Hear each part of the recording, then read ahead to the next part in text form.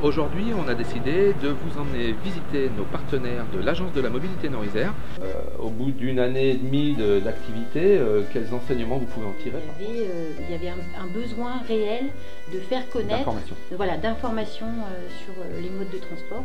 C'est intervenir sur l'ensemble de notre territoire et sur l'ensemble de nos thématiques prioritaires. Donc sur le vélo, le covoiturage, les entreprises, l'école, le collège. On est sur un territoire où le covoiturage est vraiment très pertinent sur un territoire périurbain et rural. Donc dans la partie covoiturage, on fait des animations de terrain, grand public. Donc on nous dit souvent pour le covoiturage que les gens n'ont pas les mêmes horaires de travail. Les contraintes familiales, les activités extra-professionnelles. Ensuite, nous, pour essayer de lever ces freins, on dit souvent aux gens que covoiturer au moins une fois dans la semaine, c'est pratiquement une semaine d'économiser dans le mois.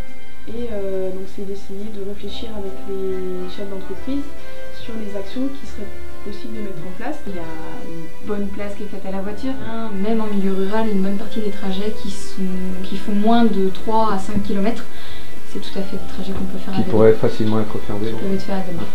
Et puis on va parler aussi du vélo pliant, notamment en relation avec les transports en commun et le train en particulier.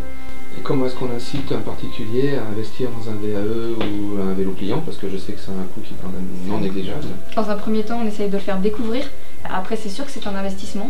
Par contre, voilà, on a fait des calculs et c'est que pour un trajet quotidien, donc par exemple domicile-travail, pour un vélo à 1 500 €, même si on utilise son vélo qu'une partie de l'année, donc quand il fait beau, printemps, été, une partie de l'automne, le vélo est rentabilisé en 1 an et 3 mois. D'accord. Donc nous on a mis en place des aides à l'achat pour les vélos pliants, également pour les VAE, de 250, jusqu'à 250 €. Ça commencera avant la fin de l'année, donc j'espère novembre.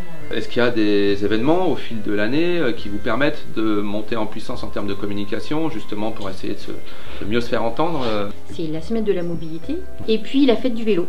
Pour compléter les animations sur la semaine de la mobilité, au travail j'y vais autrement. Le fameux challenge au travail, j'y vais autrement. Sous-entendu, autrement qu'en voiture seule. Voilà. Alors nous, ce qu'on dit aussi à l'agence, on ne prône pas le tout non-voiture parce qu'on sait qu'on est sur un territoire où il est difficile de se passer complètement de sa voiture, mais il est possible d'utiliser sa voiture de façon raisonnée. Mais dans les statistiques qu'on a pu extraire du challenge, le covoiturage, c'est là où... C'est le mode de transport qui a été le plus utilisé. D'accord. Donc on a fait 4 opérations marchant vers l'école. On a également initié pédalons vers le collège. Ça s'accompagne aussi d'une démarche pédagogique. On intervient en classe pour sensibiliser les enfants. Et on essaye surtout d'avoir des contacts avec les parents. Et quels arguments est-ce que vous utilisez justement pour faire valoir cette nécessité d'avoir recours au mode doux ou en tout cas de ne pas prendre la voiture? Alors l'avantage du pédibus, c'est qu'il y a un tas d'arguments positifs. Donc le tout premier, celui qui marche le plus auprès des parents, ça va être la sécurité. En classe, les études montrent que les enfants sont plus attentifs, on a un temps d'attention plus long.